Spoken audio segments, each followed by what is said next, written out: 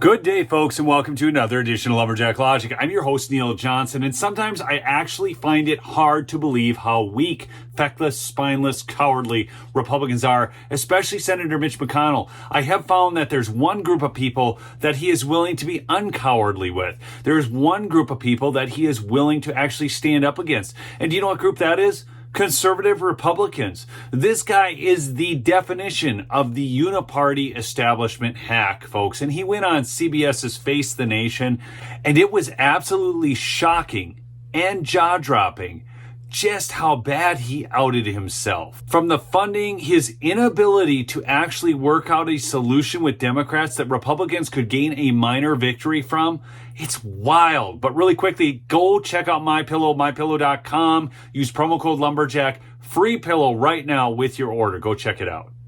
In the time of the delay, Russia's military land forces have grown back to where they were before the invasion. The army's 15% larger, and they've reinforced the 20% of Ukrainian territory that they hold. These are all the words of the Supreme Allied Commander himself. Do you feel your party is responsible for those setbacks?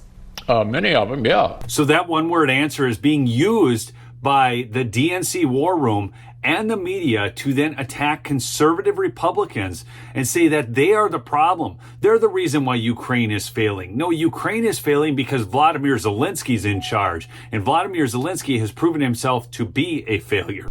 We took too long.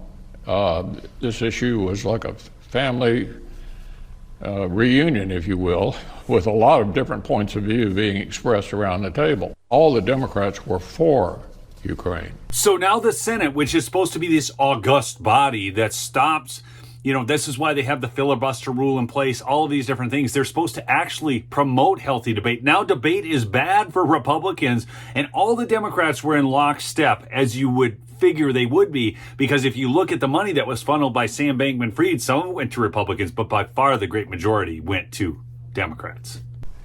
There's no question that the debate was in our family, on our side, and there was a lot of skepticism for a long time, but I think it got better. And I think we proved that earlier this week.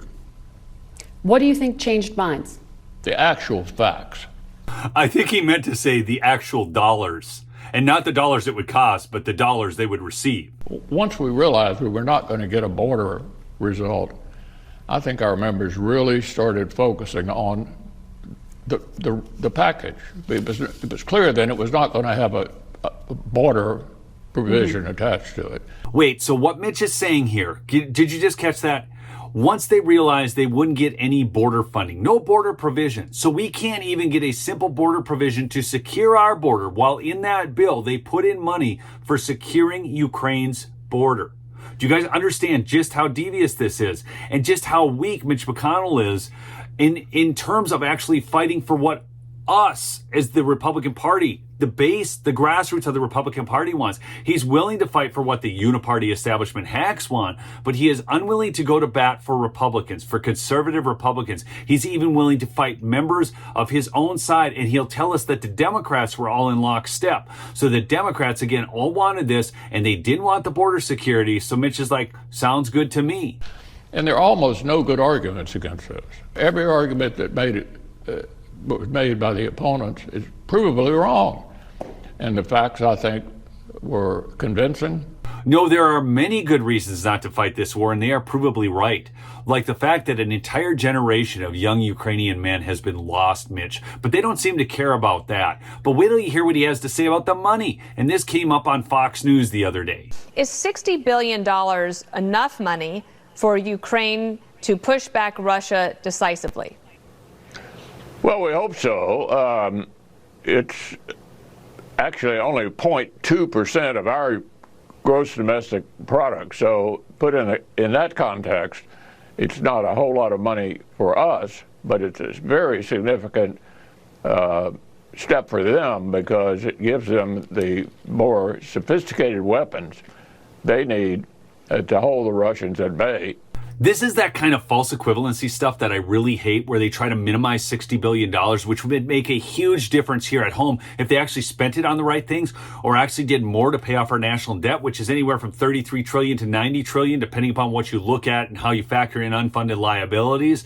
This is insane. We are basically borrowing money from China through policy to then fund Ukraine against Russia, which hasn't even been at war for us for years. I mean, we don't have a Cold War going on with Russia, people. This is nuts. And we're optimistic these people are going to win.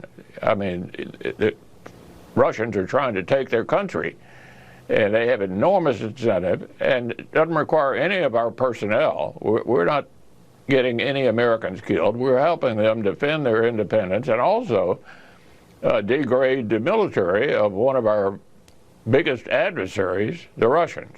Our biggest adversary on the world stage is not the Russians. It's China.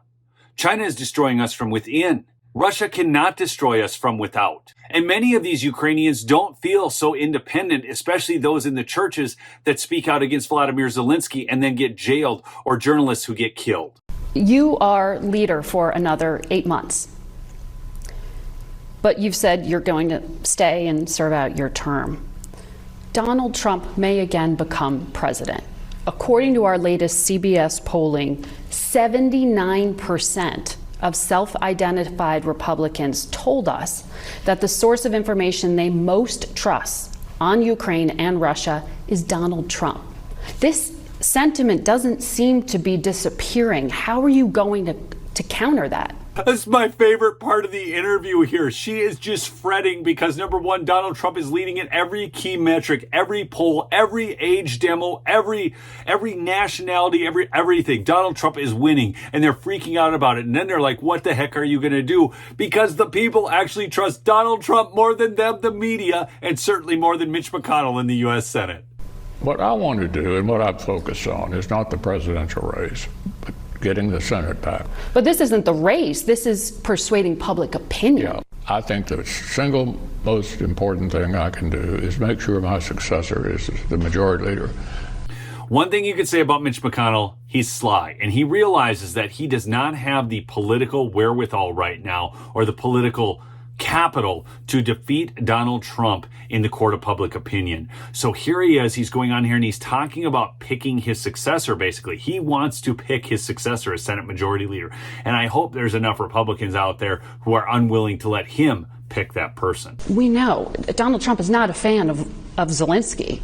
Viktor Orban, the Prime Minister of Hungary, recently had dinner with Mr. Trump at Mar-a-Lago and then told reporters that Trump said he won't give a penny to Ukraine, and that'll be the way he forces an end to the fighting. Boy, there would be nothing worse than forcing an end to the fighting now, would there? And not giving our money away to foreign interests while our roads at home are defunct, our border is wide open, and our economy is in a tailspin. Should Mr. Trump, as candidate, as representative of your party, go and see Ukraine for himself? I'm not going to give him any advice. I'm focusing on turning the Senate Republicans into the majority here and focusing on advocating, as I think I successfully did this very week, for moving away from the isolationist movement that began with Tucker Carlson. It began with Tucker Carlson? It did. He had a huge audience among rank and file Republicans, and I think it was very destructive, very impactful on regular Republican voters, and created a big problem. Because he mimicked Republican propaganda and amplified it, and then that's been repeated on the House floor, as the House Intel chairman Well, said? I certainly disagreed with him, and he certainly ended up where he should have been all along, interviewing Vladimir Putin.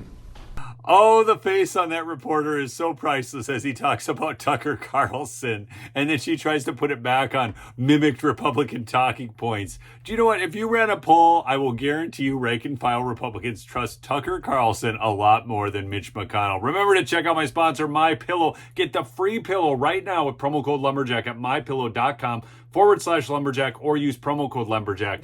You can also call them at 800-568-2865. That's my preferred way of ordering. The great deals are still going on, plus a free pillow in your cart as soon as you put in that promo code.